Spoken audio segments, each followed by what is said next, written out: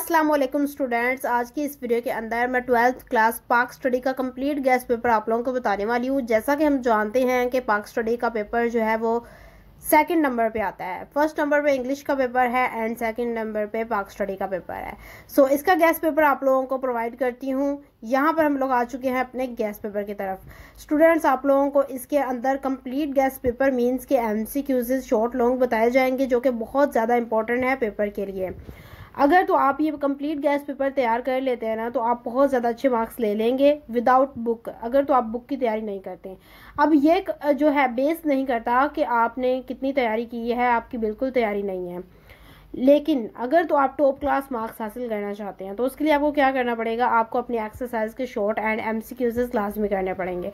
तो इससे आप जो है ना टॉप क्लास मार्क्स हासिल कर सकते हैं, वो भी इजीली।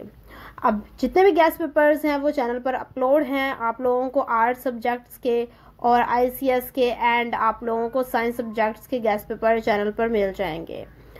अब इसके अलावा मैं आप लोगों को एक इम्पॉर्टेंट बात बता दूं कि आप लोगों ने अपने पेपर के टाइम तक चीज़ों को बिल्कुल याद नहीं करना। आप लोगों ने क्या करना है, जैसे फर्स्ट इंग्लिश का पेपर है तो आपने पहले 2 दिन, या आपको लगता है कि आपको पहले 3 दिन रखने चाहिए ताकि आप रिवीजन इजीली अच्छे से कर सकें, तो आप उतना टाइम रखें अपने इंग्लिश के पेपर के लिए।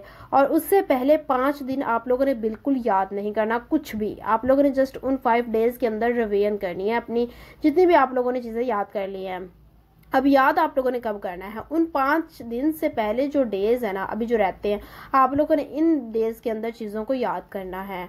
तो इसलिए मैं कह रही हूँ, मैं जल्दी चीज़ें प्रोवाइड कर रही हूँ ताकि आप लोग जो है इन चीज़ों को जल्दी याद कर ले, ताकि उस टाइम पे आपको किसी भी किस्म की कोई मुश्किल ना हो। और जो भी मैं चीज़ें यहाँ पर प्रोवाइड कर रही हूँ वो बहुत थोड़ी होती हैं, हर गेस्ट पेपर के अंदर उनको बहुत थोड़ा करके प्रोवाइड किया जाता है ताकि आप इजीली 3 से 4 दिन के अंदर इजीली तैयारी कर सकें, किसी भी किस्म की कोई भी मुश्किल ना हो।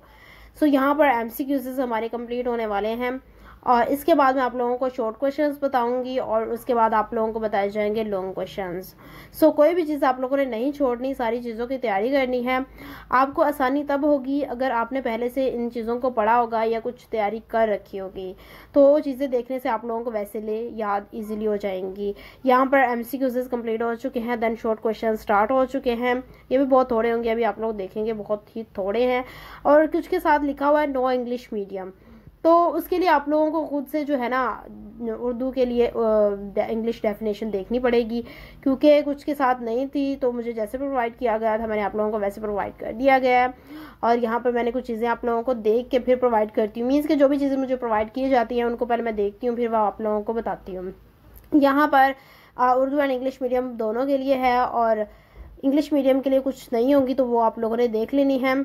और इसमें कुछ डिफ़िकल्टी नहीं होगी, बेसिकली उर्दू लिखी हुई है तो इंग्लिश आप लोगों को बेसिकली आती ही होगी, इतनी डिफ़िकल्टी नहीं होती हो। और पाक स्टडी का पेपर वैसे भी इजी होता है, इसमें हम लोग कुछ अपने से पॉइंट ऑफ व्यू लिख सकते हैं।